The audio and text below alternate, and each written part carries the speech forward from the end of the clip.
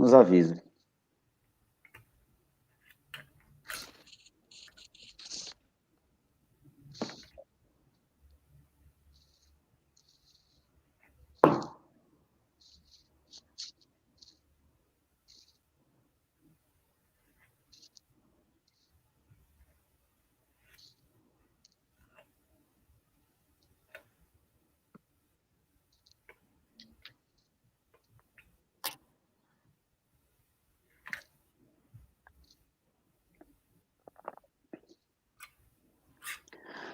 Boa tarde a todos. Queria primeiramente cumprimentar aqui os amigos presentes aqui na sala, o professor Daniel Mitidiero, o professor Alexandre Freire, o professor Marcelo Carvalho, os alunos do programa de pós-graduação em Direito e Instituições do Sistema de Justiça da Universidade Federal do Maranhão. Isso é um projeto novo que nós inauguramos hoje, na disciplina Precedentes no Direito Brasileiro e no Direito Comparado, uma sequência de conferências que serão feitas sobre temas pertinentes à discussão sobre a implantação de um sistema de precedentes no Brasil, e nós teremos a honra de receber nessa data, para essa conferência magna inicial, o professor Daniel Mitidiero, que é, de todos nós conhecido, uma das maiores referências no Brasil nessa temática, com diversas obras publicadas, obras, professor Daniel, que são utilizadas no programa de mestrado da Universidade Federal do Maranhão. Nós contamos hoje com uma quantidade considerável de alunos de pós-graduação, de alunos de graduação que estão nos acompanhando pelo YouTube. Então, eu queria, nesse primeiro momento, agradecer a sua presença, a sua disponibilidade e a sua generosidade em partilhar seus conhecimentos conosco. É um momento muito importante para o nosso programa. O nosso programa é relativamente jovem, mas é um programa que vem crescendo e que nós pretendemos colocá-lo no centro das discussões acadêmicas do direito no Brasil. Então, fica o nosso agradecimento, é com muita honra que nós o recebemos nesta data, e esperamos que nós possamos ter grandes reflexões nessa data acerca desse tema, que é um tema tão sensível para o sistema de justiça brasileiro. Essa disciplina é uma disciplina que eu ministro, juntamente com o professor Alexandre Freire, e eu queria passar primeiramente a palavra aqui para o professor Alexandre, saber se ele tem alguma colocação que queira fazer, antes de nós iniciarmos a conferência do professor Daniel, intitulada A Origem e a Evolução do Sistema de Precedentes, uma perspectiva comparada.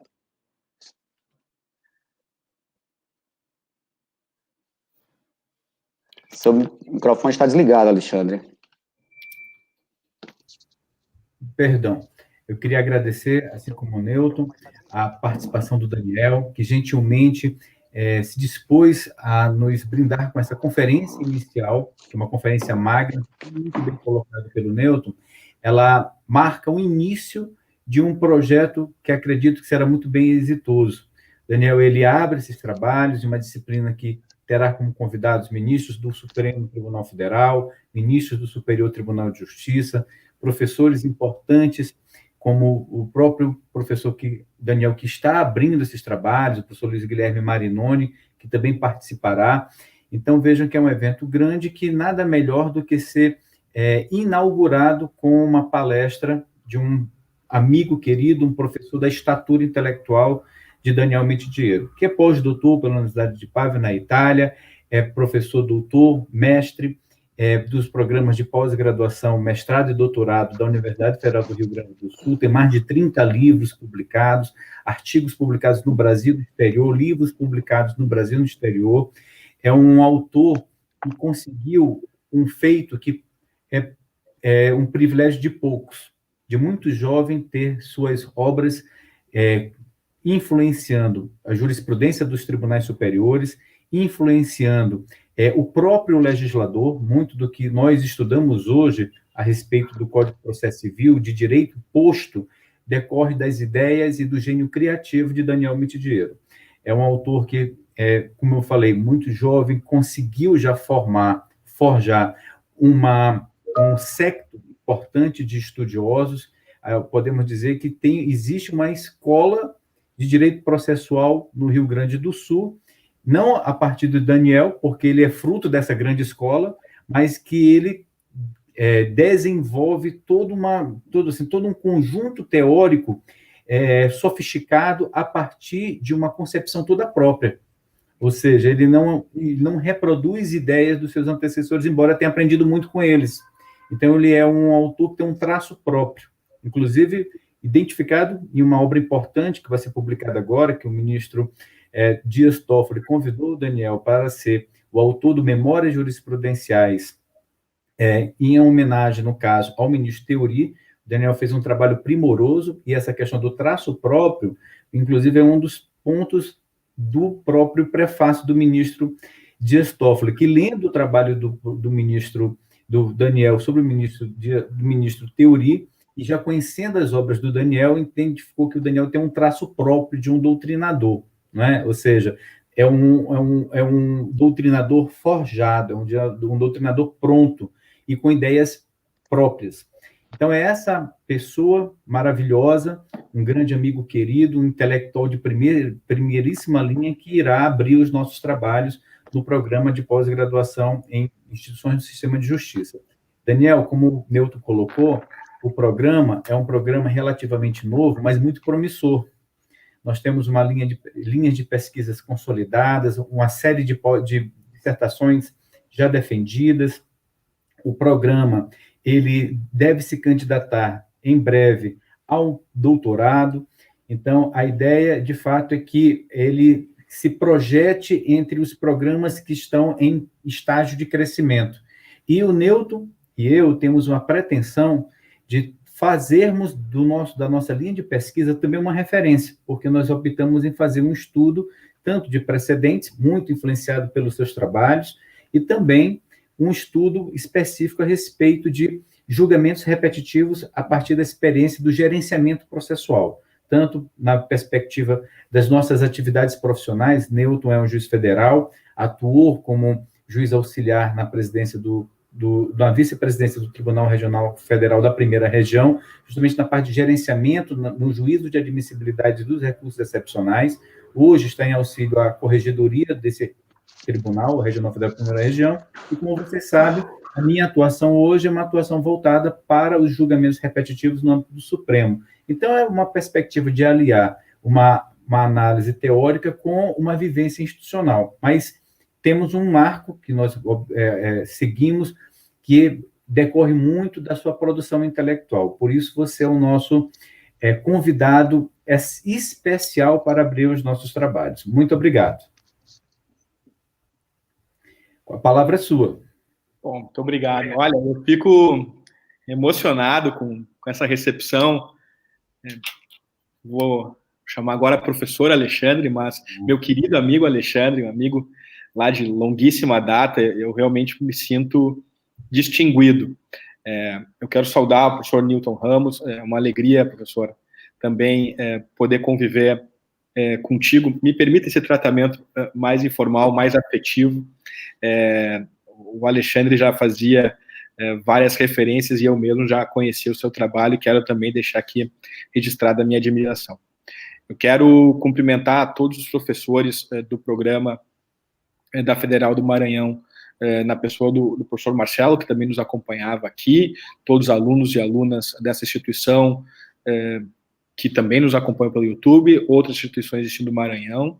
Mas é claro que eu quero fazer um agradecimento muito, muito especial, né, ao professor Alexandre Freire, que é um amigo queridíssimo, uma grande referência para todos nós, no tema da justiça civil e da transformação da justiça civil. Eu quero deixar registrada aqui de público a minha admiração pelo trabalho do Alexandre. Eu venho discutindo muito com o Alexandre vários temas que visam realmente a modelar a nossa justiça, e tenho aprendido muito com a experiência e com a nossa troca de ideias. Então, me permita, Alexandre, dizer isso, que para mim é uma grande honra poder contar com a tua amizade, poder contar com a tua crítica e poder pensar juntos rumos do nosso direito, do nosso país.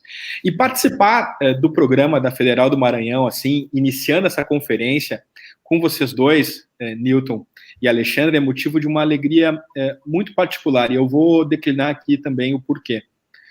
Normalmente, as pessoas me convidam para falar um pouco sobre precedentes, é um convite recorrente, dado o fato de eu escrever sobre precedentes, sobre Cortes Supremas, mas é a primeira vez que eu sou convidado para falar sobre a história do sistema de precedentes. Eu acho que isso já dá a marca, assim, do compromisso institucional da Federal do Maranhão, ou seja, é realmente pensar desde o início, desde a fundação, os seus problemas. Isso faz toda a diferença. Então, o tema do precedente, ele não caiu do céu azul na Inglaterra, que é onde eu vou abordar esse tema, não caiu do céu azul nos Estados Unidos, não caiu do céu azul no Brasil. Então, repensar esse tema, pensar a maneira pela qual esse tema pode evoluir no Brasil, é uma tarefa urgente. E, nada obstante, o grande público, até compreensivelmente, não tem tanto interesse nessas discussões. Então, evidenciar uma discussão como essa num canal público como o YouTube, numa universidade federal como a do Maranhão, debatendo com vocês, é algo que eu realmente preciso registrar como sendo uma escolha acertadíssima. Né? Naturalmente, eu fico feliz de falar sobre temas envolvendo o direito positivo, é claro que sim, acho que é fundamental, mas ter uma perspectiva histórica comparada das coisas, a meu juízo, faz com que nós tenhamos uma outra dimensão do problema. E eu pretendo dividir essa dimensão do problema, analisando com os colegas a evolução do precedente na perspectiva da justiça civil, basicamente em 3 grandes linhas. Né? Eu quero falar, em primeiro lugar, sobre por que falar em justiça civil. Né? O Newton e o Alexandre falaram em sistema de justiça. Né? Essa ideia de sistema de justiça, ela é fundamental. Ela pode parecer furtiva para quem não lê nas entrelinhas, mas ela é fundamental e eu pretendo iniciar dizendo por que ela é fundamental. E logo em seguida, analisar a evolução do precedente no direito inglês nas suas 3 grandes fases. A fase da ilustração, a fase da persuasão e a fase da vinculação. São as 3 grandes histórias, 3 fases da história do precedente no direito inglês. Aí eu pretendo analisar, então, especificamente o direito inglês. Eu não ousaria analisar o direito americano aqui na frente do Alexandre, que é um expert, conhece muito mais do que eu do common law americano, mas eu quero falar um pouquinho sobre o common law inglês, que eu acho que a gente vai conseguir aproveitar bastante para o nosso debate. E eu pretendo fazer isso, pessoal, em mais ou menos 30, 40 minutos, até para não ficar muito maçante para ninguém, e sobrar um tempo para a gente poder discutir aqui os temas e, enfim, poder refletir sobre a pertinência de nós aprendermos algo com a experiência do direito inglês. O ponto todo é esse. Eu gostaria de dividir essas reflexões a fim de que a gente possa pensar criticamente sobre a experiência do direito inglês para saber se nós podemos aproveitar os resultados ingleses para pensar o direito brasileiro numa perspectiva, quem sabe, mais produtiva do que aquela que, assim, uma parte da doutrina vem procurando fazer. Felizmente, as Cortes Supremas se inclinam de uma outra maneira, uma parte da doutrina se inclina de uma outra maneira. Nós comungamos isso, tenho certeza, eu, Alexandre e o Newton, mas é bom que se diga que isso não é, por assim dizer, algo pacífico. Então, indo direto para o primeiro ponto que eu tenho a examinar, por que justiça civil? Por que falar em sistema de justiça? Por uma razão muito simples.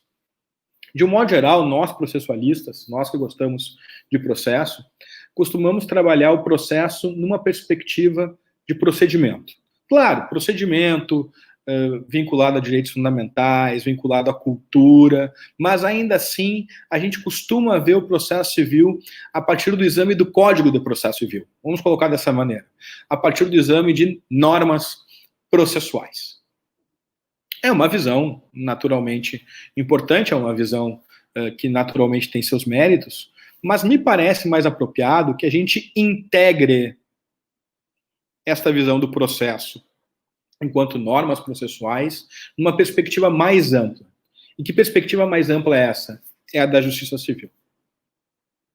Quando eu quero falar em perspectiva da justiça civil, eu quero basicamente mencionar que é necessário pensar o sistema de justiça com 3 fatores diferentes.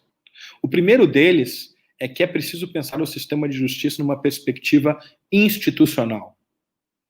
Não basta eu estudar o recurso especial, o recurso ordinário, se eu não sei para que serve, né, a instituição Supremo Tribunal Federal, a instituição Superior Tribunal de Justiça. Não adianta eu estudar a apelação se eu não sei para que serve uma corte de justiça, uma corte, um TJ, um TRF. Então, o primeiro ponto é a justiça civil precisa ser estudada numa perspectiva institucional. Segundo lugar, deve ser pensada numa perspectiva dos profissionais que a integram. Afinal de contas, o que faz, né, um advogado, o que faz um juiz, o que faz ministros, desembargadores, o que fazem essas pessoas, né? Existem normas deontológicas relativas à profissão, e eu poderia, eventualmente, pensar o processo a partir, por exemplo, dessas normas. Por exemplo, dever do advogado revelar provas que tenha conhecimento sobre o caso. Isso é algo que no direito de civil law não é muito tratado, mas no common law é algo que é bastante comum de ser tratado. Vejam, é uma perspectiva da justiça civil moldando uma norma de processo. E é claro, e aí sim integrar uma terceira perspectiva, essas normas processuais, né? Então, estudar o recurso especial, estudar o recurso ordinário, à luz da função da instituição Corte Suprema. Então, o primeiro ponto nós temos que pensar as normas processuais na perspectiva integrada da justiça civil. Este é o ponto fundamental. Então, primeiro ponto da minha exposição é esse. O segundo ponto da minha exposição, né, evolução do precedente. E aqui, então, eu começo dizendo o seguinte, eu vou me limitar à análise do precedente no direito inglês do século XII ao final do século XIX. Tá? Não vou, naturalmente, fazer evolução em detalhe de todos esses séculos, porque, enfim, não seria aqui, por assim dizer, producente, mas dando suas grandes linhas dentro daquelas 3 perspectivas que eu já mencionei antes. Eu vou me referir, basicamente, ao direito inglês.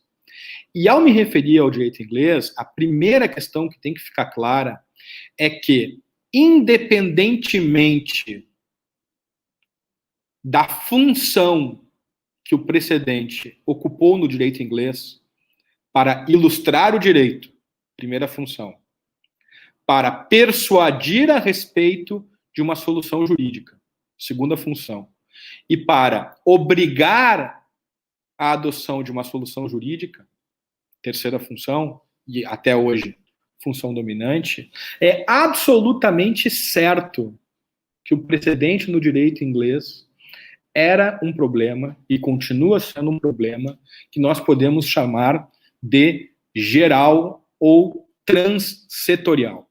Então, não é um problema do direito penal, não é um problema do direito administrativo, não é um problema do direito civil, não é um problema do processo civil, na verdade, é onde eu quero chegar. Né? Então, o problema do precedente no direito inglês é um problema ligado às fontes do direito inglês. Problema ligado às fontes do direito inglês. Fontes secundárias ou fontes primárias. Isso muda ao longo da história, mas é um problema ligado às fontes. Estou dizendo isso, e já aqui pontuo, porque no direito brasileiro existe, né, uma perspectiva de análise do problema do precedente que procura limitá-lo à gestão de casos de massas. O precedente pode servir para isso também. Vejam, eu posso utilizar o precedente como um elemento, como uma técnica, como uma ferramenta de gestão de casos. Mas antes de qualquer coisa, me parece que o precedente ele tem uma função ligada às fontes do direito, ligada à unidade do direito, ao império do direito, à segurança jurídica, à liberdade e à igualdade. Isso é um ponto fundamental. Na Inglaterra também era assim. E como é que aparece o tema do precedente na Inglaterra? Vamos pensar que a gente está lá no século XII, tá? A gente está lá no século XII, com a conquista normanda, e aí, então, a principal preocupação do rei obviamente não poderia ser o direito, né? A preocupação do rei naquela época era, por assim dizer, administrar o reino, né? Viabilizar, por assim dizer, consolidar a conquista, viabilizar as necessidades mais básicas. E uma das necessidades mais básicas que ele procurava resolver, não por si, mas por seus delegados, era da justiça. E ele, então, constituiu as chamadas Cortes de Westminster, porque ficavam em Westminster, consta as cortes, por assim dizer, centrais, para administrar justiça em seu nome. Eram 4 cortes, né? A corte que mais interessa agora, que foi inicialmente criada, depois as outras foram, ao longo dos séculos, criadas.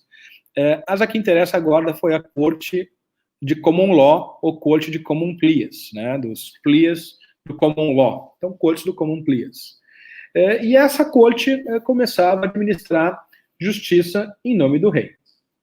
Bom, não havia lei escrita. Não havia lei escrita. O primeiro documento escrito aparece no século XIII, Magna Carta. O que tinham eram os costumes. E como é que se definiam os costumes?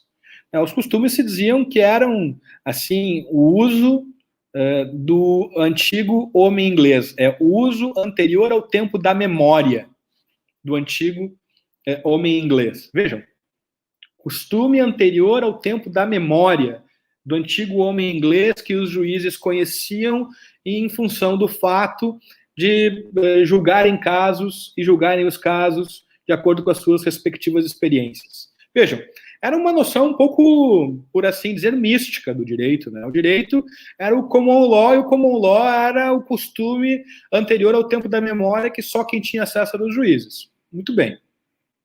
Não tinham muitos casos, naturalmente, né? Não tinham muitos casos. Os casos eram poucos. Normalmente envolviam o transpasse de terras, né? O writ of trespass foi de onde surgiu, por assim dizer, todos os writs que deram lugar às forms of actions à época, e basicamente se litigava, chegava a essa corte quem tinha propriedade, enfim, eram poucos os casos. Mas os casos que eram julgados, e aqui vem o ponto central, eles eram, por assim dizer, julgados e reduzidos a escrito. Então, os casos eram julgados e eram reduzidos a escrito. Eram julgados com base num costume memorial, que na verdade não existia, era bom senso, né? E essas soluções dadas com o bom senso eram reduzidas a escrito. Basicamente era isso, né? E aí, então, já no século XIII, então já no século seguinte, um conhecido jurista inglês, o Bracton que viveu aproximadamente, né, nós não temos o dado correto, mas de 1210 a 1268, Bracton, ele, no seu Das Leis e dos Costumes da Inglaterra, afirmava basicamente o seguinte: quando os juízes julgam um caso, eles procuram ilustrar o direito a partir de outros casos. A partir de outros casos. Eles visam ilustrar o direito a partir de outros casos, invocando princípios gerais que já foram utilizados para a solução de outros casos. Vejam, quase que uma função doutrinária, né, de ilustração de casos. E toda vez que um caso semelhante acontecer, novamente, um caso idêntico ou semelhante acontecer, então, nada mais justo que se julgue de maneira semelhante. E aí o Bracton, ele cunha pela primeira vez uma expressão, né, que depois vai ser traduzida alguns séculos depois numa expressão que chegou de maneira mais viva ao Brasil e à Inglaterra de hoje, que é a similibus ad similia. Né? Essa expressão é uma expressão, né, latina mais longa, mas que em síntese diz a similibus ad similia. Ou seja, eu devo julgar o semelhante de maneira semelhante. Depois a gente vai ver que essa é a origem do treat like cases alike. Isso aparece em Bracton no século XIII. Um semelhante deve ser julgado de maneira semelhante. Essa é a origem. Mas a ideia aqui, e esse é o ponto principal, é que não se imaginava um dever do juiz, de julgar de maneira semelhante?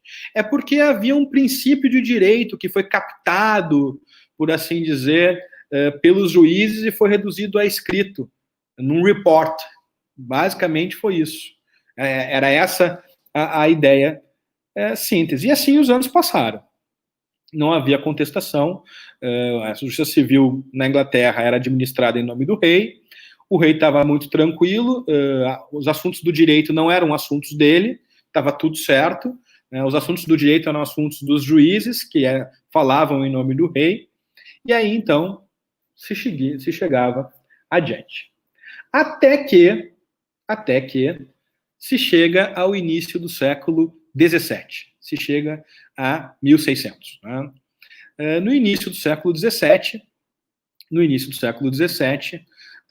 o Lord Chief of Justice do Common Pleas era um jurista chamado Edward Coke. O Edward Coke, uma figura icônica do Common Law, depois ser um dos seus julgados mais famosos, serviu como exemplo para que a Suprema Corte Americana, né, formasse o Marbury versus Madison, que é o Warham's Case, mas isso não vem ao caso agora. Mas o Edward Coke era um jurista icônico. Ele era Chief of Justice do Common Pleas. Ele nasceu em 1552 e faleceu em 1634. Tá? E ele viu ascender ao trono da Inglaterra James I. Vivíamos já num período em que a Inglaterra estava bem organizada. Então, o rei já estava consolidado na administração do reino. Ele já, por assim dizer, exercia amplamente seus poderes sem contestação. E ele sobe ao reino da Inglaterra com o chefe da Casa Civil, chamado Thomas Hobbes. Thomas Hobbes é o chefe da Casa Civil de James I. Bom, imaginem como é que se desenvolveu essa história. Thomas Hobbes foi lá no ouvido do James e disse, olha, basicamente é o seguinte, meu velho, os juízes administram justiça em teu nome. Isso significa que, rigorosamente falando, tu pode rever os julgamentos dos juízes. Você pode rever os julgamentos dos juízes do Common Pleas. Porque, afinal de contas, se todo o poder emana do rei, e tu é o rei, então eles não podem opor o direito ao rei. Eles não podem opor o direito a ti. Porque tu, rei, porque você, rei, é a fonte do direito. Basicamente isso. E aí o James se animou. Pô, boa ideia, hein? Vamos concentrar todos os poderes aqui. E aí se iniciou uma batalha entre o Coke e o Hobbes. Aliás, para quem tem interesse em ciência política, quem tem interesse nessas relações entre o direito e a política, tem um livro que vale a pena ser lido, que se chama Um Diálogo entre um Filósofo e um Estudante de Common Law. É um livro do Thomas Hobbes, em que simula um diálogo entre ele, Thomas Hobbes, e Edward Coke. Né? Então, é o estudante de Common Law, é o Chief of Justice, e o Thomas Hobbes, o filósofo. Vejam que o sujeito já não era fácil no título, né? Já queria induzir as conclusões no título, que o pessoal não era bobo. Mas, basicamente, o que aconteceu? Aconteceu que Coke levou a melhor. Né? E o rei da Inglaterra reconheceu que ele estava submetido ao direito. E disse, olha, de fato, então, eu não vou me meter nos precedentes de vocês, no Common Pleas, não vou me meter nessas forms of actions, e, por assim dizer, vamos seguir o baile. A longo prazo foi a melhor solução, porque salvou a cabeça da dinastia. Né? Os outros, na França, não cederam poder, acabaram na guilhotina. Ele cedeu, fez um compromisso, e até hoje a monarquia inglesa está aí. Aliás, parênteses, né? É interessante, porque a monarquia inglesa é um exemplo de adaptação fantástico, né? Exemplo de adaptação fantástico, porque no século XX, aí os Beatles, né, Sir Paul McCartney, juventude, venham, né? Aí, um pouquinho mais adiante, Sir Elton John, ou seja, diversidade, né? Eu reconheço a diversidade. E agora, há pouco tempo atrás, entra na família real uma afrodescendente divorciada, É incrível como, sem dizer uma palavra, as coisas vão, por assim dizer, se normalizando dentro da família inglesa, e assim a família inglesa vai mantendo o poder, a dinastia inglesa vai mantendo o seu poder. Mas, enfim, tirando essa reflexão sociológica, o que eu queria dizer é que houve, então, uma solução de compromisso, e o direito ficou sendo uma coisa dos juízes. Edward Coke venceu. É claro que eu poderia dizer que ele venceu em parte, porque ele venceu no que tange ao sistema do common law, das cortes de common law. Porque ao lado das cortes de common law, haviam as cortes de equity. Havia as cortes de equity. E a corte de equity era a corte para a qual não havia uma form of action delimitada, em que se deveria ir direto à chancelaria do rei para buscar uma solução para o caso, e aí, então, o rei exercia amplos poderes mediante o seu chanceler para dar soluções de equity aos casos. Mas, indo na minha exposição, o fruto do debate entre o Hobbes e o Coke foi basicamente a passagem para a segunda etapa da vida do precedente na Inglaterra. O precedente aqui ele se converte em uma norma jurídica. Na verdade, ele acaba refletindo uma norma jurídica. Se antes ele era uma mera ilustração doutrinária de um princípio geral, ele agora acaba adquirindo uma nova perspectiva. E que nova perspectiva é essa que o precedente acaba adquirindo? É uma perspectiva que foi muito bem enunciada por um outro famoso jurista do período, um jurista do século XVIII, William Blackstone. William Blackstone, nos comentários às leis da Inglaterra, o primeiro volume publicado em 1765, ele vai resumir essa visão do precedente, que é uma visão um pouquinho diferente da anterior. Basicamente, ele vai dizer o seguinte: os precedentes são regras, e como regras, devem ser aplicados para soluções de casos. Salvo se você, juiz, entender que o precedente é absurdo ou injusto. Neste caso, você não aplica o precedente. Bom, o que está por detrás disso? Por detrás disso está a ideia de que o precedente ele espelha o direito. Ele é uma prova da existência do direito. Ele não é o direito em si, mas ele é a prova da existência do direito. Como dizia lá os reports do Edward Coke, né?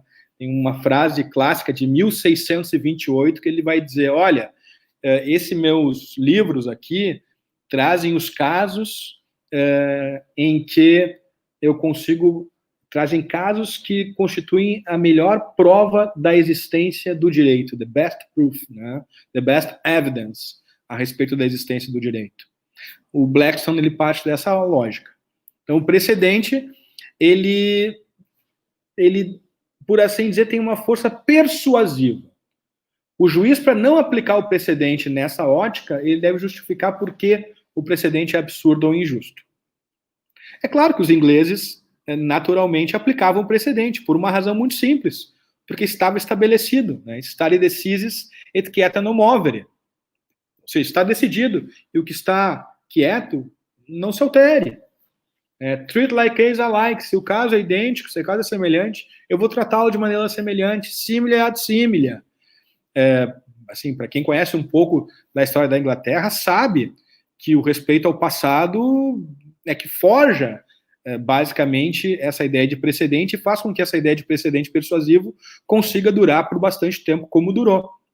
Aliás, tem um seriado que vale a pena ler para entender esse período do precedente do século XVII até o final do século XIX, porque que durante tanto tempo funcionou o precedente persuasivo, que é o Downton Abbey.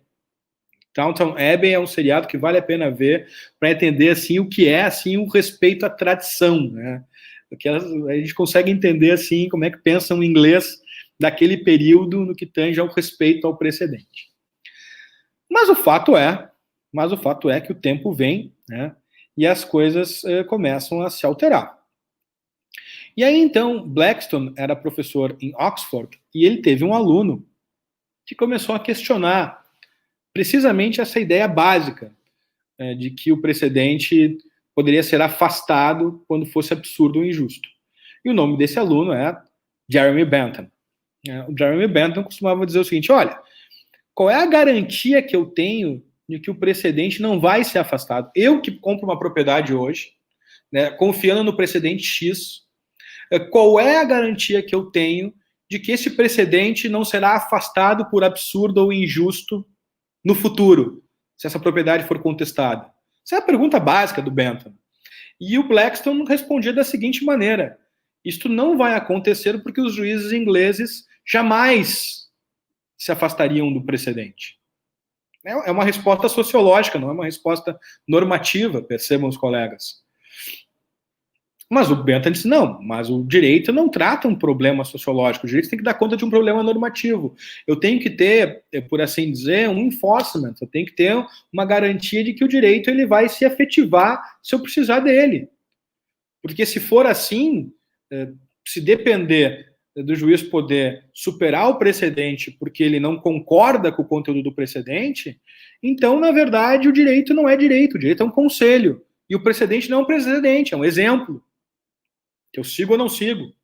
Então, basicamente, o Bentham resolveu colocar, assim, fogo no circo, né? Disse, olha, isso aqui não está muito bem.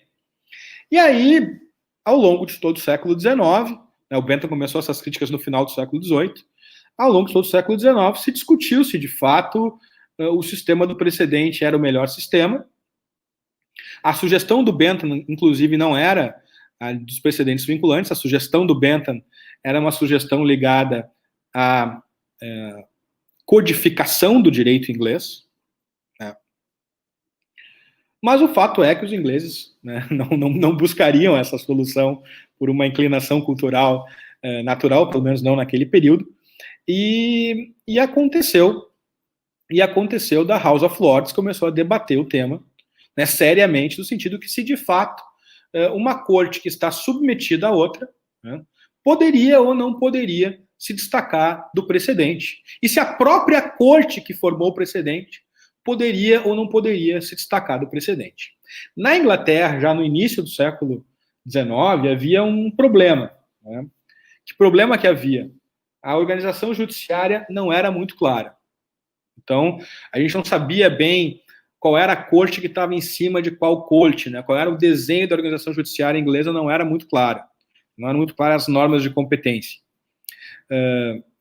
Mas se começou a discutir o problema mesmo assim.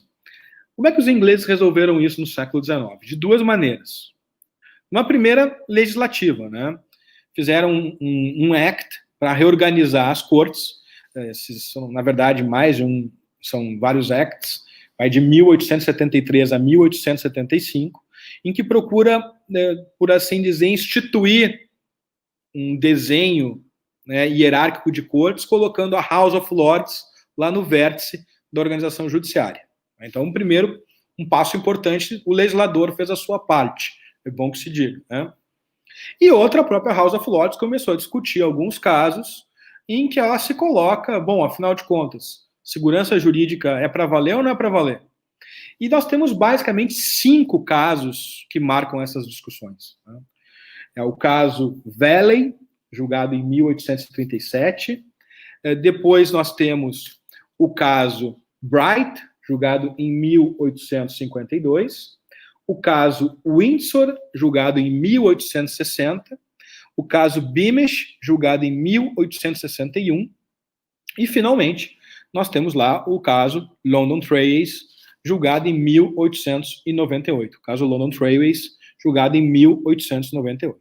Basicamente, o que a House of Lords decide? Ela decide que os juízes estão vinculados aos seus próprios precedentes e não podem se afastar dos seus próprios precedentes. Ela, House of Lords, não pode se afastar. E os juízes abaixo dela não podem se afastar do precedente, alegando que não concordam com o precedente, no sentido de que é absurdo, é injusto, e que, portanto, o precedente só traz uma carga argumentativa para o juiz. É isso que a House of Lords está dizendo. Olha, ainda que tu não concordes, é uma norma jurídica. Assim, tem heteronomia aqui, é algo que está fora de mim, eu preciso respeitar, querendo ou não querendo. Claro, não significa que não possa ser interpretado, isso é evidente. Distinções, eram admitidas, é claro. Mas o fato é que desaparece essa ideia do Blackstone de que os precedentes podem ser afastados quando absurdos ou injustos.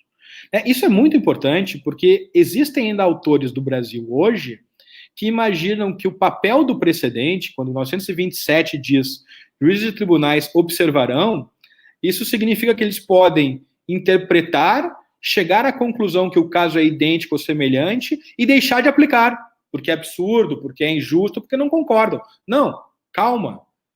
Isso corresponde ao direito inglês que não deu certo, que foi superado.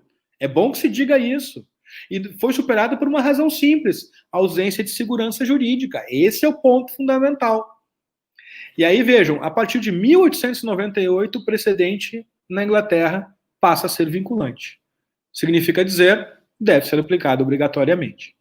E para a gente fazer um contraponto, eu não vou falar sobre o common law americano, não falaria, já disse perto do Alexandre, mas só para a gente ter uma ideia aqui, pessoal, o precedente só se torna obrigatório no circuito federal nos Estados Unidos em 1932, com o Burnett Oil. Né? E ele se torna obrigatório, é interessante, né? É interessante, Newton e Alexandre, porque também é precedido de uma reforma da Suprema Corte, o Bill of Judges de 25, que permite à Corte gerenciar a sua pauta. E aí conseguiu, no passo seguinte, trazer vinculação ao precedente. Mas a evolução do precedente do direito inglês, e com isso eu vou terminando a minha exposição, ela ultima em 1966, quando a House of Lords, ela, através de um statement seu, de uma declaração solene e formal, vai lá e vai dizer o seguinte, olha, assim como está, o direito inglês corre o risco de ficar obsoleto, né, de ficar engessado. Então, eu, House of Lords, posso me afastar dos meus precedentes, reconhecendo que eles estão errados. Mas só eu posso fazer isso. Vocês, outros juízes, continuam vinculados ao precedente. Aí se surgiu a possibilidade da superação do precedente. Recentemente, hoje se discute na Inglaterra, a partir de 2015, a superação para frente, que foi importada dos Estados Unidos. Mas isso é um outro capítulo. Mas com essas considerações leves, assim, o que eu queria debater com os colegas e com as colegas, eu queria dizer que o direito inglês nos mostra algo, né? Nos mostra que o precedente tem a ver com unidade do direito, tem a ver com segurança jurídica, tem a ver com a capacidade de constranger a adoção de um comportamento, independentemente de eu considerar acertado ou não esse comportamento, para que as pessoas possam saber como devem se comportar. Eu acho que isso é algo absolutamente importante. E eu fico feliz de poder dividir com todos vocês essas minhas considerações, porque me parece que quando a gente olha para a história, olha para essas preocupações, a gente acaba percebendo que o Brasil pode estar condenado a ter que passar por todo esse debate, que foi um debate longo na Inglaterra, né, para a gente chegar ao Império do Direito, ou pode aproveitar a experiência inglesa e tentar adaptá-la criticamente à nossa realidade, com os nossos instrumentos. Aqui eu vou chamar a atenção para o que o Alexandre falou e para o que o Newton destacou.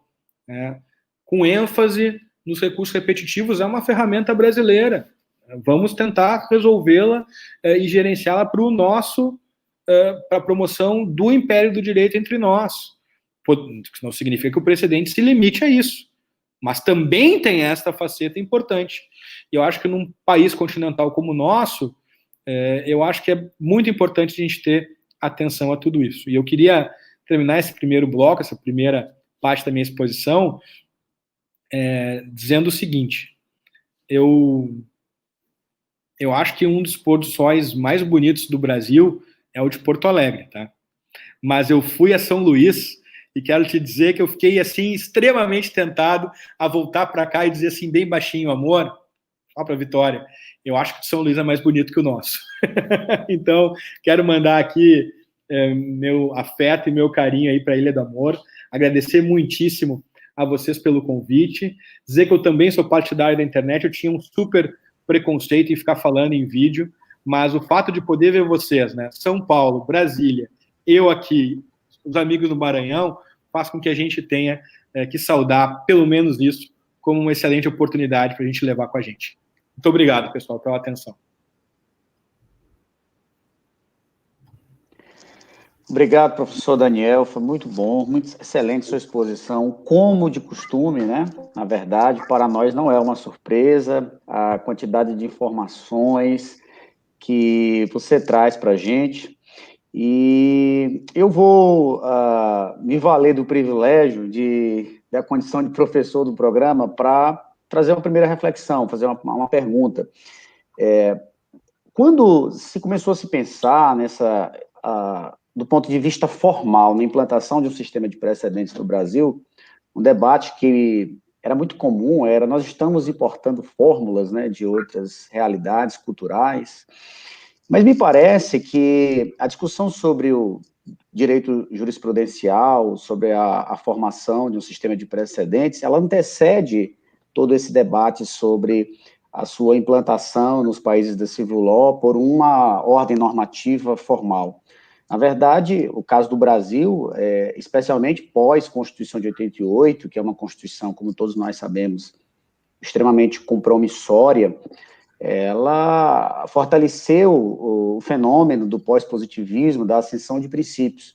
E quando nós temos, no debate judicial, uma discussão extremamente fortalecida sobre princípios, sobre aplicação, sobre interpretação de princípios, obviamente isso vai levar naturalmente a um debate sobre precedentes judiciais, porque a interpretação, a forma de amoldar-se esses princípios a uma realidade, ela vai passar pela interpretação do judiciário, e isso vai se fortalecendo, embora haja essa crítica sobre a possibilidade de nós estarmos importando fórmulas que não foram pensadas para a nossa realidade. E eu queria lhe perguntar como você vê tudo isso, essa transição, se esse é um falso problema, ou se realmente é um problema, e até que ponto nós realmente precisamos pensar nessas influências externas, mas adaptando-as às nossas realidades e aos nossos problemas, que têm as suas próprias peculiaridades.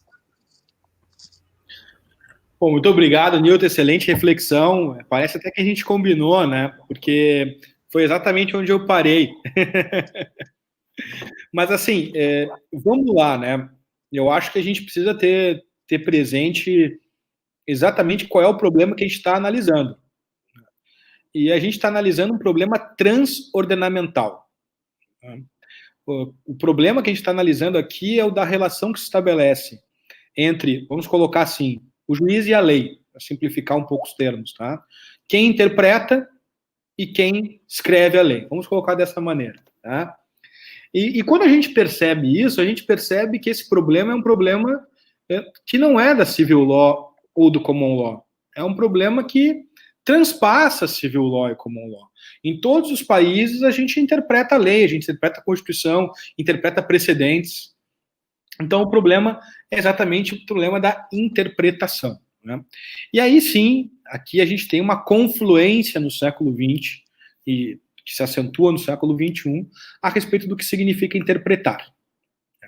E eu acho que é justamente essa confluência que vai me levar à solução da ideia do precedente como o garante da unidade do direito. No Brasil, eu teria, assim, 3 grandes momentos em monografias, né, que é onde eu acho que a gente examina esses temas, em que o tema aparece dessa maneira colocada. Em 2010, o Marinoni publica Precedentes Obrigatórios, nosso querido amigo professor Marinoni.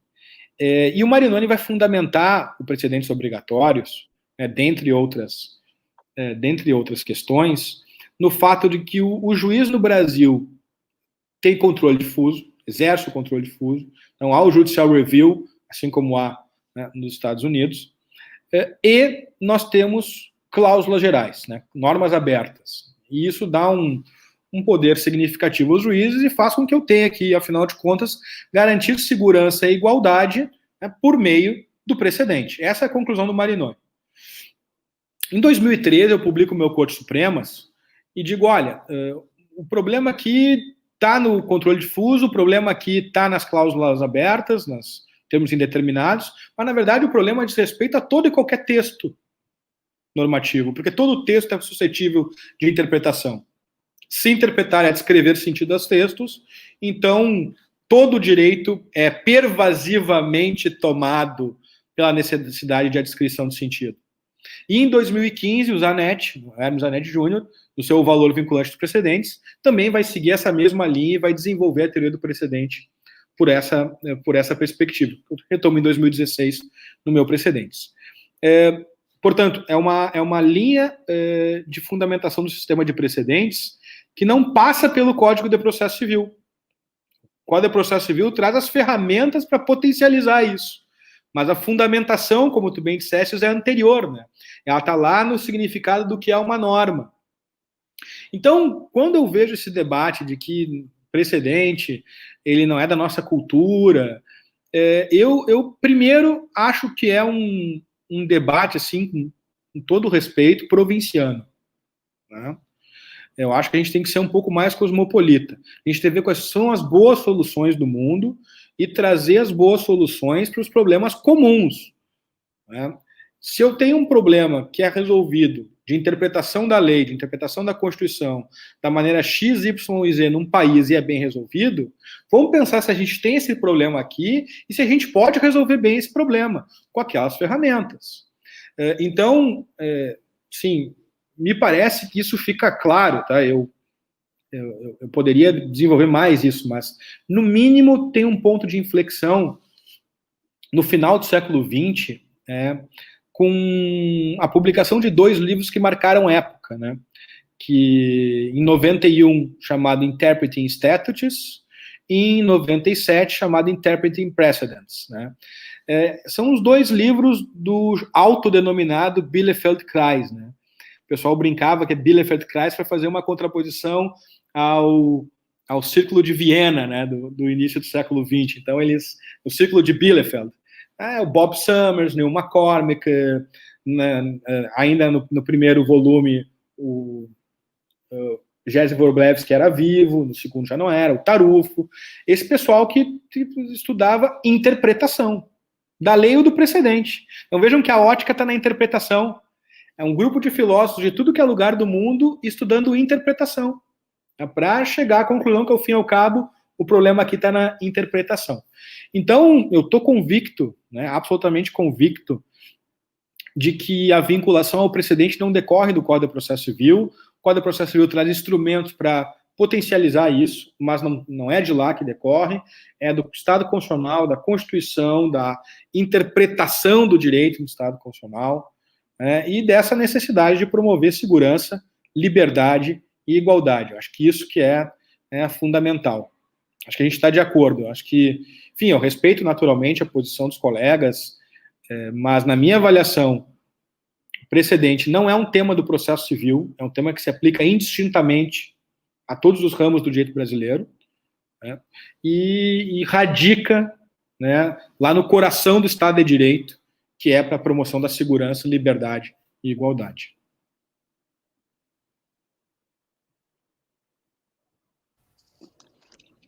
Falar algo, professor Alexandre?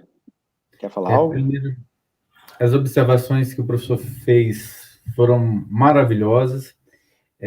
Concordo, endosso as observações. Queria também destacar que o professor Daniel é um jurista erudito, mas, ao mesmo tempo, é um jurista prático. Em que sentido? Ele pensa de forma profunda as teorias, as desenvolve, mas sempre voltada a sua atenção para a resolução dos grandes problemas do sistema de justiça. Então, esse é um traço de distinção do Daniel, muito importante. Eu queria fazer uma pergunta ao Daniel em relação ao que foi exposto, em relação um pouco do que nós vivenciamos mais recentemente com toda a discussão em torno do anteprojeto do Código de Processo Civil. Eu concordo com o Daniel que discutir que o sistema de precedentes, por não ter uma vocação histórica, não é uma solução para os nossos problemas, por não ser da nossa tradição jurídica, não é uma solução. Mas eu faço uma pergunta para o Daniel.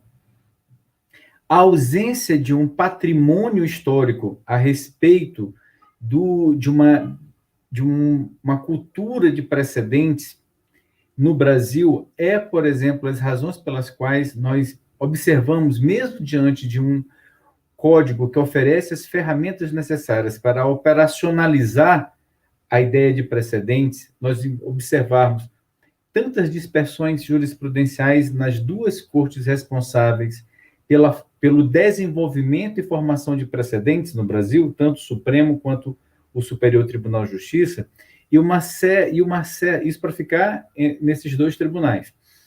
E uma dificuldade dos juristas, dos magistrados, em observar as decisões desses dois tribunais. Qual seria assim, a reflexão que o Daniel poderia nos apresentar diante desse problema?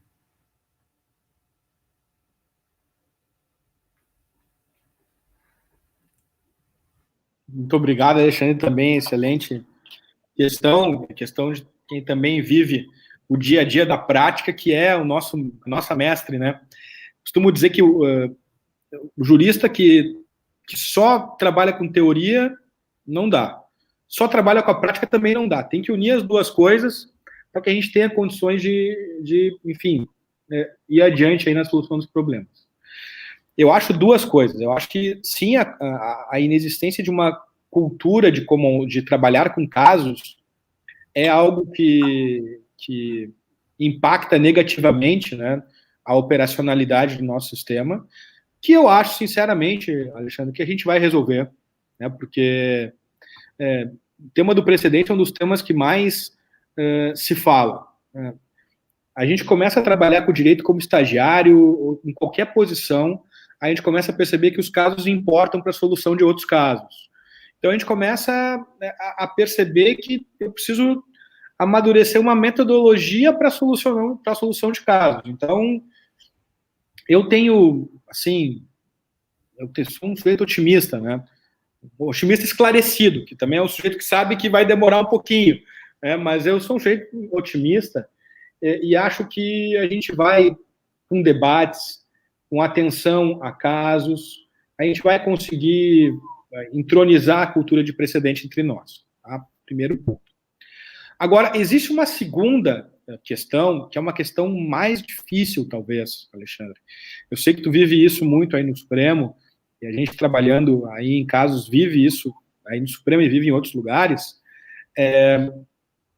que muitas vezes é difícil saber o que foi efetivamente julgado e o que foi efetivamente formado como precedente, né? Bom, isso tem a ver, às vezes, com a falta de história institucional do julgado, né, da questão na corte, tanto na STJ como no Supremo. Isso, às vezes, tem a ver com a falta de um mecanismo para facilitar a condução dos trabalhos na corte, uma metodologia decisória. Então, por exemplo, votos institucionais em vez de votos plurais, para dar um exemplo conhecido. E, então, começa a ser mais difícil, assim, comparar as questões dos seus fundamentos para ver o que efetivamente foi julgado como precedente. A gente tem vários casos no Supremo aí, em que a dificuldade primeira para próprio reproduzir depois você vê, mas o que foi efetivamente julgado aqui, né? Qual foi efetivamente o precedente que se formou? Então, na minha avaliação, isso decorre do fato de que nós estamos vivendo um ambiente relativamente novo, nós estamos há pouco tempo trabalhando com essa metodologia, e eu acho que, assim, num curto espaço de tempo, assim, médio espaço de tempo, com a consciência desses problemas, a gente vai superá-los, né? Eu acho que o fato do Supremo e do STJ já se entenderem como cortes de precedentes, né? Mesmo assim, vamos pegar... Nós temos juristas de diferentes formações do Supremo e do STJ, de diferentes épocas, né? eu tenho muita admiração, assim como eu sei que tu também tem, imagino que o Newton também tenha, pelo ministro Marco Aurélio, por exemplo, um grande jurista. Mas é um juiz que está há 30 anos no Supremo Tribunal Federal. E ele tinha uma frase que eu sempre lembro, que é a seguinte: olha, eu jurei seguir a Constituição e não as maiorias.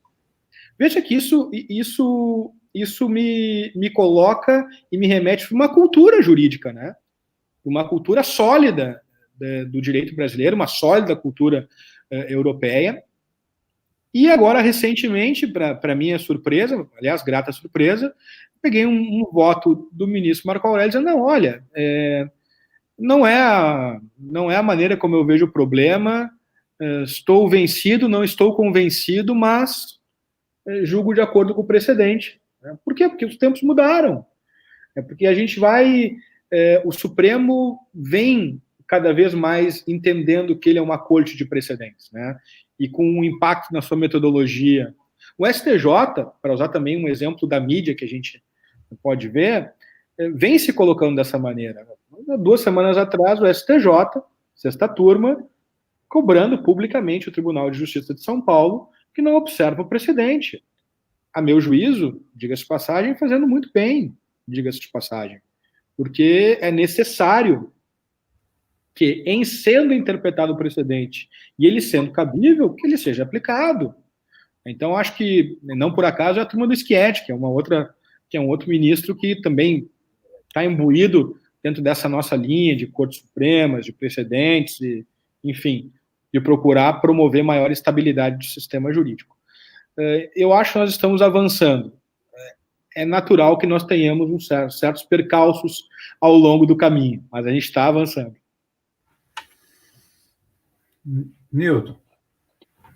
Fazer um comentário aqui, o Daniel falava disso e eu lembrava aqui, de algum modo, ser observador privilegiado, ser magistrado, eu me lembro, assim, aqueles 2, 3 anos que antecederam o novo CPC, o Daniel já disse que não foi o CPC que trouxe o sistema de precedentes, isso foi uma evolução natural, né, a partir de uma busca de uniformidade do direito, mas trouxe as ferramentas, né, e de certo modo trouxe uma imposição, ainda que essa imposição possa ser, ainda está em evolução para, de fato, prevalecer no âmbito do judiciário, mas quando começou esse debate sobre essas ferramentas, eu me recordo que nos grupos de WhatsApp de juízes havia um verdadeiro medo do que esse sistema de precedentes poderia trazer. Havia até quem dissesse que nós iríamos construir uma espécie de revival do período pós-Revolução Francesa, agora com os juízes boca dos tribunais superiores. Mas é exatamente essa questão cultural, essa falta de percepção que a decisão judicial isolada, vista do ponto de vista atomístico, ela é apenas um elemento dentro de um sistema muito mais complexo, e que é preciso que se tenha previsibilidade, que se tenha segurança jurídica e, sobretudo, igualdade. Nós temos algumas perguntas aqui, acho que algumas estão até prejudicadas. O Alexandre Prazeres fez lá no chat do YouTube uma pergunta se o respeito aos precedentes está se encaminhando como fundamentação do STF. E acho que o Daniel já respondeu, se ele quiser depois fazer alguma complementação, fique à vontade, mas acho que ele já respondeu com essa percepção, inclusive citando o exemplo do ministro Marco Aurélio, né? Que parece... o ministro Marco Aurélio costuma dizer que ele não tem compromisso com os próprios erros, né? Então tem um pouco disso tudo, né? Nessa busca por compreensão de um novo modelo.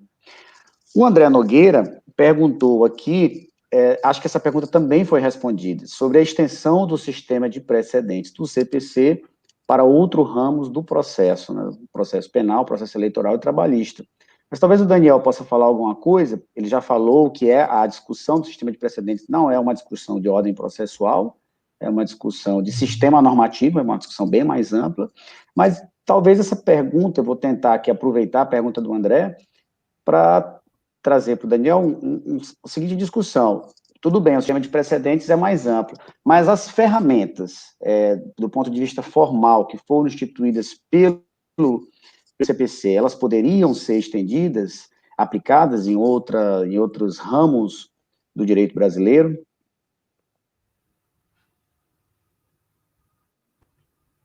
Muito obrigado, Milton. Também excelentes perguntas. Bom, acho que a questão da extensão da fundamentação do Supremo, do STJ, do TST, do TSE, como Cortes Supremas, eu acho que, enfim, ela tá respondida, né? Mas eu diria que esses instrumentos formais podem ser aproveitados. O Código de Processo Civil é o direito processual geral, né? A gente tem sim, é a grande base do processo civil brasileiro, artigo 15, parágrafo único. Ali Só a interrupção para te dar um exemplo. Eu poderia fazer um IRDR em matéria criminal? Eu acho que sim. Eu acho que sim.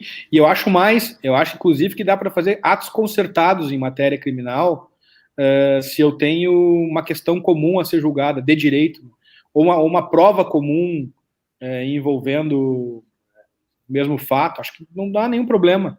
Então, para recursos repetitivos em matéria penal. A meu juízo, né? Meu juízo, veja. Sem subcensura, né? Subcensura. Eu vi que tem uma outra pergunta aqui do Marcelo, que também é interessante. O Marcelo Carvalho aqui. Não sei como é que a gente está de tempo, mas... Tempo é livre, fique à vontade. A gente não tem horário exato para terminar, não. Não, mas enfim, mas eu acho que dá para usar, sim. Eu não sei o que vocês acham, mas primeiro que o precedente é vinculante, eu não tenho dúvida, tá? Primeiro ponto. Segundo ponto é que eu acho que, não havendo disposição em contrário, eu posso usar subsidiariamente o Código de Processo Civil no processo penal e no processo do trabalho. Inclusive, o TST, com maior ou menor extensão, procurou regulamentar isso, né? Então, não vejo nenhum problema. Agora, a pergunta do Marcelo aqui eu achei interessante também. Eu vou ler aqui, né? Sendo a teoria do precedente uma categoria da teoria do direito, é possível uma relação com a teoria da argumentação? Né? A metodologia da aplicação dos precedentes impacta a teoria da argumentação? Sem dúvida, né? Eu poderia falar sobre isso.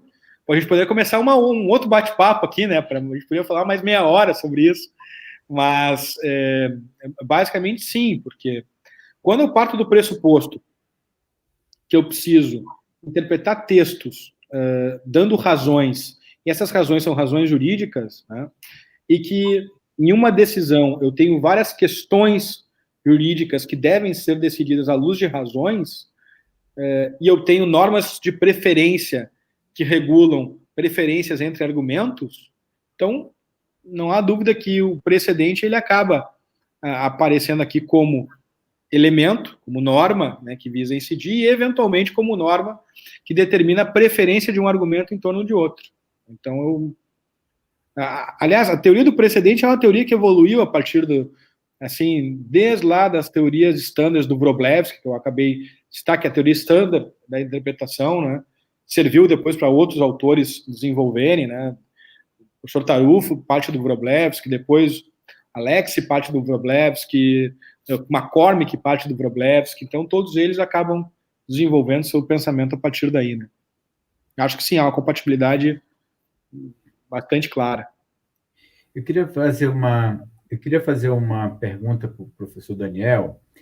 Nós estamos num programa de pós-graduação com alunos que, muitas das vezes, professor, não são alunos que vão se debruçar a respeito dos julgamentos repetitivos, das técnicas de gerenciamento de processos, mas, por exemplo, são alunos com uma forte tendência a estudar a história das instituições do sistema de justiça, estudar os tribunais, estudar a inter-relação dos tribunais com os atores do sistema de justiça.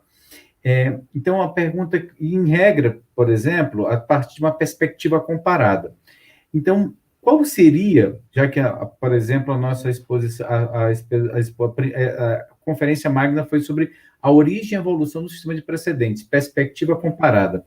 Qual é a importância, você que é um grande comparatista, do direito comparado para a formação do jurista contemporâneo, para que ele possa, por exemplo, lidar com essas ferramentas que o sistema nos apresenta para manejar as categorias do sistema de precedentes no país? Ou seja, qual é a importância desse aprendizado do direito comparado para o aperfeiçoamento da própria formação do operador do direito e como ele lidará com o sistema de justiça, principalmente em relação aos precedentes. Excelente, Alexandre, obrigado. É uma excelente pergunta também. Sim, em primeiro lugar, a importância, preciso que se diga desde o início, é fundamental, né? Direito comparado é fundamental. Veja, mas quando a gente fala em direito comparado, sobre o que a gente está falando, né? Eu estou me referindo a isso porque durante muito tempo a gente via o direito comparado como uma espécie de, assim, adorno, né, cultural. O sujeito que conhece direito comparado é o sujeito que é um erudito, e, enfim, então, não é isso, né, que é o mais importante. Bom, pode ser um erudito, tá bem, eu acho ótimo ser um erudito, mas, na verdade, o mais importante é que com o direito comparado, a gente tem condições de alavancar a reforma das instituições e a reforma da cultura. Esse é o ponto central. Então, por que é importante conhecer a Suprema Corte dos Estados Unidos, que é um tema de predileção teu, que eu sei? Bom, porque existem problemas que foram enfrentados lá, por razões que foram enfrentadas lá, e que nós, eventualmente, precisamos também enfrentar aqui. Então, conhecer a maneira pela qual isso foi administrado é importante. E vou dar um exemplo para não falar que, mas o Brasil, subserviente. Quando a Alemanha, né, quando a Alemanha estava preocupada com a quantidade de recursos que chegavam no BGH, que é como se fosse o STJ deles, né, não o Bundesverfassungsgericht, mas o STJ, a corte de cúpula do Poder Judiciário em matéria civil na Alemanha, vamos colocar dessa maneira, a solução que foi dada foi muito simples. A instituição de um filtro. E que filtro é esse? A importância fundamental da questão. Esse é um filtro que apareceu em 2001. Né? Qualquer semelhança com o Bill of Judges de 25 dos Estados Unidos não é mera coincidência. Então, vejam, procurou conhecer como era, não fez um filtro tão, por assim dizer, tão radical como era o filtro americano, que assim, não conheço e acabou, né? Mas um filtro que diz, olha, pode não conhecer porque entendeu que não é fundamental a questão, por isso e isso e isso, né? Com um pouco de fundamentação. Então, o direito comparado, ele me dá essas ferramentas, né? E eu, particularmente, acho que ler casos, ler precedentes, é um dado muito importante para entender a maneira pela qual as cortes estão agindo, né? E assim entender como elas estão se movendo, como elas se entendem. Né? Então, inclusive, existe uma imbricação significativa aqui entre direito comparado, reforma das instituições, reforma da cultura e a atuação prática, né, das cortes supremas. Eu acho que no âmbito do mestrado, no âmbito do doutorado, essas dimensões do direito elas acabam se misturando muito, né? Se eu estudo só história, se eu estudo só sociologia do direito, eu perco, de um modo geral, o elemento normativo, que é o elemento justamente que a história e a sociologia e o direito comparado estão, a meu juízo, pré-determinado. Eu estudo direito comparado, eu estudo sociologia, eu estudo filosofia, para ver se eu consigo mudar as coisas, né? Só que mudar as coisas depende de um esforço normativo. E esse esforço normativo, ele precisa ser colhido junto, né, por assim dizer, à realidade concreta de como esses tribunais se entendem. Eu acho que é muito importante, muito oportuna essa tua observação. Quase que um repto aos alunos, né, Alexandre? Exatamente. Quase que um repto, né? Newton. Daniel, tem uma pergunta que ficou perdida aqui da nossa aluna do mestrado, Márcia Miranda. Ela indaga o seguinte, é uma pergunta mais moderna, né, assim, trazendo realmente para uma questão sensível do nosso tempo. A pergunta é a seguinte, sob a ótica do direito comparado, haveria alguma espécie de vantagem do sistema brasileiro de precedentes em razão do avanço tecnológico que aqui se experimenta, sobretudo diante da aplicação avançada da inteligência artificial? Olha, essa é uma boa pergunta. Essa é uma boa pergunta. Acho que essa é uma pergunta que o Alexandre poderia responder melhor do que eu, né? E que tu poderia responder melhor do que eu, Newton. Mas, assim, o que eu posso dizer é que Primeiro, eu acho que existe uma questão da gente ter que trabalhar com a inteligência artificial dentro de uma perspectiva de conhecer os termos pelos quais os algoritmos são conhecidos, né? São construídos, por assim dizer, para termos de accountability. Essa é a primeira coisa que eu acho que é importante dizer. Preciso saber quais são os padrões que vão ser aplicados, né? E com isso eu vou conseguir, por assim dizer, identificar a maneira pela qual os casos são selecionados e enquadrados dentro das caixinhas que são enquadrados, né? E nesse sentido, o sistema eletrônico e a inteligência artificial pode promover um melhor gerenciamento, né, do contingente de causas que a gente tem. Agora, como isso vai se dar, eu tenho dúvida e ainda estou pensando a respeito. Na verdade, tenho conversado bastante com o Alexandre sobre esse tema particular, mas eu sou o curioso, né, o ouvinte curioso, porque eu não conheço muito informática. Esses dias eu fiz uma live também com um colega que conhece melhor informática, o Luiz Vale, e estava me contando um pouquinho algumas coisas, tenho conversado com o Alexandre bastante sobre isso, mas tendencialmente sim, né? Quanto maior a informatização, quanto maior eu conheço a construção dos algoritmos, quanto maior a aplicação, melhor é aquilo que se espera da aplicação, que é a padronização atenta ao caso, né? Eu diria que sim, tendencialmente sim. Mas eu digo, Márcia, não sou um expert. Então, o que eu estou dizendo aqui é a título de comentário, assim, de um colega que está batendo um papo sobre esse tema. Deixa eu fazer só um comentário sobre essa questão. Ontem eu e o Alexandre, inclusive, participamos de um evento organizado pelo DIERL sobre tecnologia e sistema de justiça. E eu acho, assim, o aspecto há muitas preocupações, porque nós sabemos que em outros países houve problemas decorrentes do uso de inteligência artificial, vieses, né, na aplicação de normas, mas no caso do Brasil, eu penso que a gente tem uma peculiaridade, que é o problema das demandas repetitivas, dos litígios de massa. E nesse aspecto fundamental, a inteligência artificial pode nos ajudar muito, porque, e aí eu falo de quem vive isso, né? Hoje, nós sabemos que os tribunais superiores foram convertidos em cortes de precedentes, e os tribunais de origem são as cortes de aplicação desses precedentes. E eu vejo como é feita a triagem nos tribunais inferiores, para se selecionar os processos em relação aos quais será aplicada uma determinada tese. Então, aquilo é um trabalho braçal, efetivamente, por exemplo, no meu tribunal, nós temos um acervo elevado de processos físicos. Quando eu falo braçal realmente. Os colegas até brincam, olha, nós não precisamos mais frequentar a academia, porque você tem que carregar os processos, colocar na mesa, pegar um leitor óptico, ver realmente quais são os processos que são iguais, você separa, põe num carrinho, faz uma decisão padrão para aqueles processos.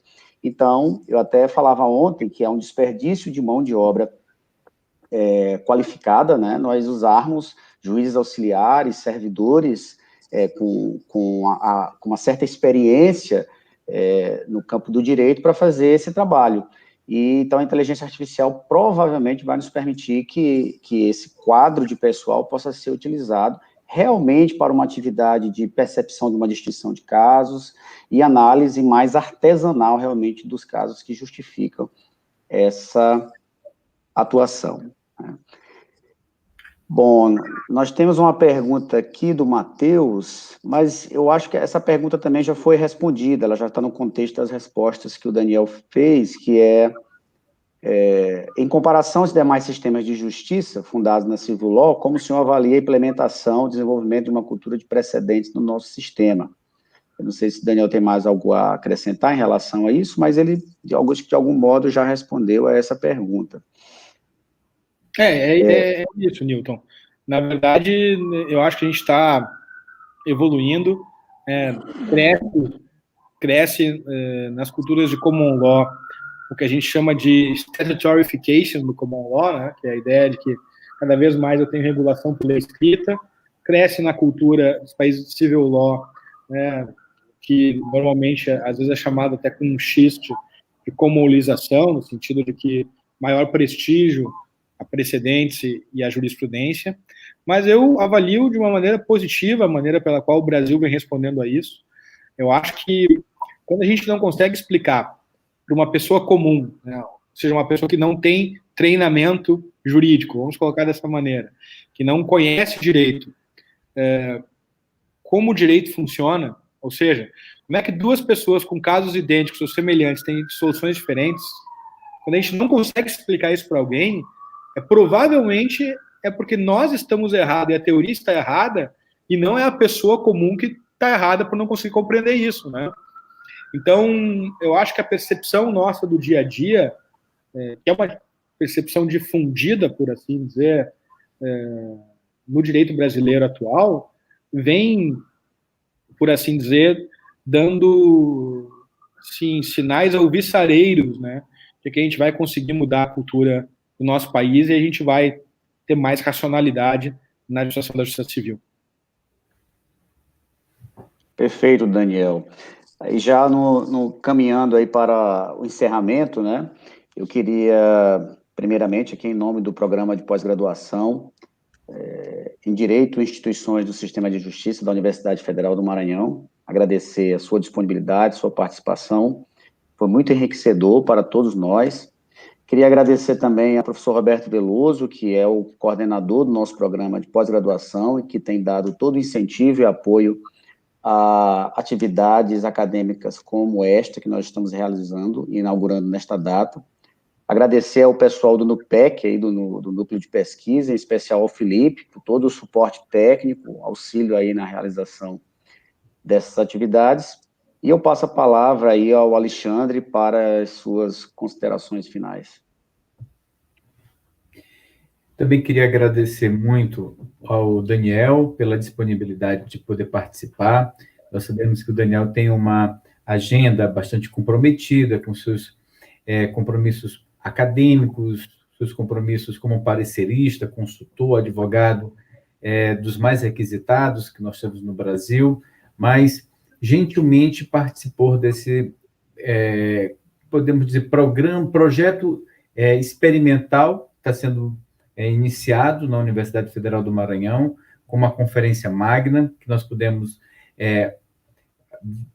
vivenciar, que foi, de fato, algo maravilhoso, uma conferência, como eu digo, uma erudita no bom sentido, né? Mas sempre voltado essa erudição, esse conhecimento sofisticado para a resolução dos problemas reais que nós temos no sistema de justiça. Então, a escolha foi mais do que acertada em convidar o professor Daniel para poder iniciar essa série de conferências, com uma conferência magna de abertura, e aprendemos muito hoje, percebemos como a leitura de um jurista experimentado, com uma concepção teórica muito fortalecida, nos apresenta um problema dos precedentes que é muito visto sob a perspectiva do Código de Processo Civil, mas de fato sendo analisada a partir do seu real locus, que é justamente a teoria do direito. E isso também, Daniel, me faz até te fazer uma última pergunta, que é para os nossos alunos, inclusive como motivador, não é? Da importância da teoria do direito para a formação, por exemplo, do constitucionalista, para a formação do processualista e para a formação do, por exemplo, operador do direito que atuará em um sistema de precedentes que está sendo desenvolvido no nosso país. E com essas palavras eu queria te agradecer a participação. Para mim é uma grande honra poder lhe receber no mestrado em Direito no mestrado das Instituições do Sistema de Justiça. Então, te passo a palavra. Muito obrigado. Muito obrigado, Alexandre. Muito obrigado, Newton. Eu vou aproveitar para responder e agradecer já a oportunidade que vocês tão gentilmente me deram, poder estar aí com vocês, estar aí com todos os colegas do Maranhão. É uma importância que não pode ser subestimada, né? Trabalhar com interpretação, os juristas trabalham com interpretar e aplicar o direito. É isso que a gente faz. Interpretar e aplicar a Constituição, interpretar e aplicar leis, interpretar e aplicar textos, interpretar e aplicar precedentes. É isso que a gente faz. Então, se eu não conseguir dominar essas categorias, tipo norma, princípio, regra, postulado, argumento, fundamento, se eu não conseguir organizar a cabeça quanto a essas questões, eu dificilmente vou conseguir ter uma prática exitosa, né? Então, eu realmente faço coro ao Alexandre, faço coro ao Newton. Nós precisamos estudar a teoria do direito, precisamos estudar esses temas para dominar, por assim dizer, ter no mínimo assim um campo temático assim do que está sendo debatido e do que a gente precisa para poder sair, né, pela rua aí para trabalhar.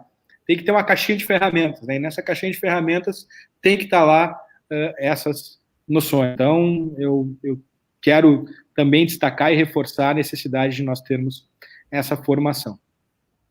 E, claro, quero agradecer a todos vocês por terem me proporcionado esse debate maravilhoso, delícia de sexta-feira, e espero que a gente possa voltar a discutir, a conversar muitas vezes. Sabe que tenho uma grande admiração aí pelo querido amigo Alexandre, Newton, a mesma coisa.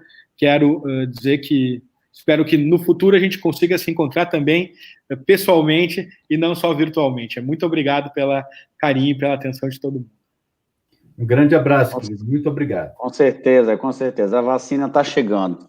Bom, eu queria, então, agradecer novamente o Daniel e só dar um aviso aqui para o pessoal que nos assiste aí pelo YouTube, que esse é o primeiro encontro de uma série de encontros que nós faremos ao longo do semestre nessa disciplina.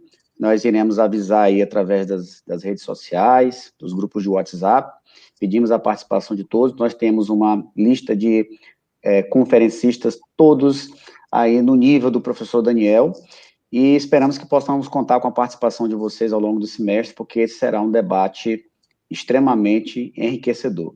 Então, aí eu desejo uma boa tarde a todos, ao professor Alexandre, ao professor Marcelo Carvalho, que está conosco, aos alunos, ao professor Daniel, e um bom final de semana, com as bênçãos de Deus para todos nós.